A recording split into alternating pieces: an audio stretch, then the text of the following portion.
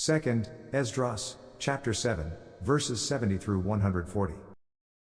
He answered me and said, When the Most High made the world and Adam and all who have come from him, he first prepared the judgment and the things that pertain to the judgment. But now, understand from your own words, for you have said that the mind grows with us.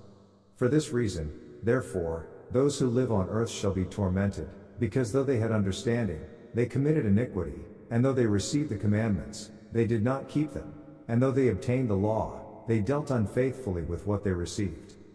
What, then, will they have to say in the judgment, or how will they answer in the last times?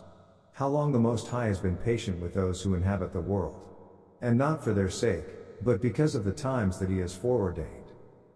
I answered and said, If I have found favor in your sight, O Master, show this also to your servant, whether after death, as soon as every one of us yields up the soul, we shall be kept in rest until those times come when you will renew the creation, or whether we shall be tormented at once?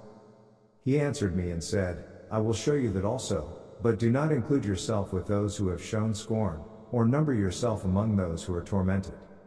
For you have a treasure of work stored up with the Most High, but it will not be shown to you until the last times. Now concerning death, the teaching is, when the decisive decree has gone out from the Most High that a person shall die, as the spirit leaves the body to return again to him who gave it, first of all it adores the glory of the Most High. If it is one of those who have shown scorn and have not kept the way of the Most High, who have despised his law and hated those who fear God, such spirits shall not enter into habitations, but shall immediately wander about in torments, always grieving and sad, in 7 ways. The first way, because they have scorned the law of the Most High. The second way, because they cannot now make a good repentance so that they may live. The third way, they shall see the reward laid up for those who have trusted the covenants of the Most High. The fourth way, they shall consider the torment laid up for themselves in the last days. The fifth way, they shall see how the habitations of the others are guarded by angels in profound quiet. The sixth way, they shall see how some of them will cross over into torments.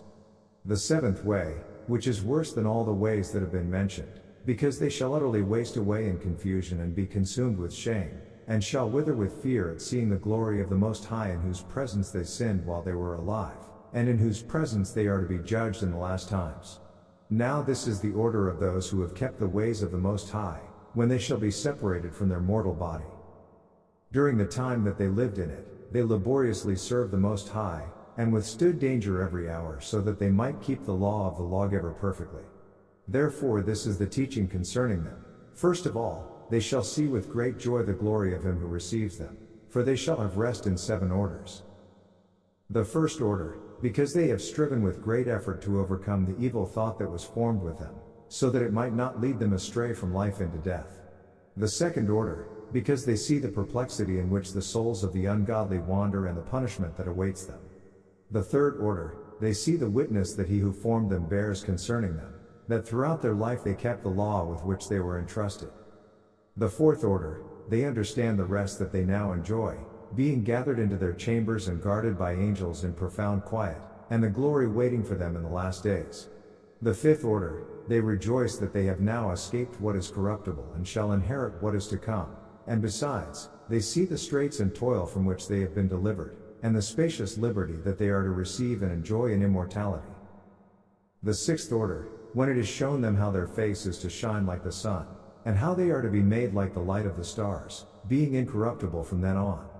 The seventh order, which is greater than all that have been mentioned, because they shall rejoice with boldness, and shall be confident without confusion, and shall be glad without fear, for they press forward to see the face of him whom they served in life and from whom they are to receive their reward when glorified. This is the order of the souls of the righteous, as henceforth is announced. And the previously mentioned are the ways of torment that those who would not give heed shall suffer hereafter. Then I answered and said, Will time therefore be given to the souls, after they have been separated from the bodies, to see what you have described to me? He said to me, They shall have freedom for 7 days, so that during these 7 days they may see the things of which you have been told, and afterwards they shall be gathered in their habitations. I answered and said, If I have found favor in your sight, show further to me, your servant, whether on the day of judgment the righteous will be able to intercede for the ungodly or to entreat the Most High for them, fathers for sons or sons for parents, brothers for brothers, relatives for their kindred, or friends for those who are most dear. He answered me and said, Since you have found favor in my sight, I will show you this also. The day of judgment is decisive and displays to all the seal of truth. Just as now a father does not send his son, or a son his father, or a master his servant, or a friend his dearest friend, to be ill or sleep or eat or be healed in his place, so no one shall ever pray for another on that day, neither shall anyone lay a burden on another, for then all shall bear their own righteousness and unrighteousness. I answered and said, How then do we find that first Abraham prayed for the people of Sodom, and Moses for our ancestors who sinned in the desert, and Joshua after him for Israel in the days of Achan, and Samuel in the days of Saul, and David for the plague, and Solomon for those of the dedication, and Elijah for those who received the rain, and for the one who was dead, that he might live, and Hezekiah for the people in the days of Sennacherib, and many others prayed for many? So if now, when corruption has increased and unrighteousness has multiplied, the righteous have prayed for the ungodly, why will it not be so then as well? He answered me and said, This present world is not the end, the full glory does not remain in it, therefore those who are strong prayed for the weak. But the day of judgment will be the end of this age and the beginning of the immortal age to come, in which corruption has passed away, sinful indulgence has come to an end, unbelief has been cut off, and righteousness has increased and truth has appeared. Therefore no one will then be able to have mercy on someone who has been condemned in the judgment, or to harm someone who is victorious. I answered and said, This is my first and last comment. It would have been better if the earth had not produced Adam, or else, when it had produced him, had restrained him from sinning.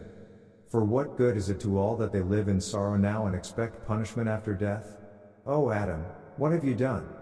For though it was you who sinned, the fall was not yours alone, but ours also who are your descendants. For what good is it to us, if an immortal time has been promised to us, but we have done deeds that bring death? And what good is it that an everlasting hope has been promised to us, but we have miserably failed? Or that safe and healthful habitations have been reserved for us, but we have lived wickedly? Or that the glory of the Most High will defend those who have led a pure life, but we have walked in the most wicked ways? Or that a paradise shall be revealed, whose fruit remains unspoiled and in which are abundance and healing, but we shall not enter it, because we have lived in perverse ways? Or that the faces of those who practice self-control shall shine more than the stars, but our faces shall be blacker than darkness? For while we lived and committed iniquity we did not consider what we should suffer after death. He answered and said, This is the significance of the contest that all who are born on earth shall wage. If they are defeated they shall suffer what you have said, but if they are victorious they shall receive what I have said. For this is the way of which Moses, while he was alive, spoke to the people, saying, Choose life for yourself, so that you may live.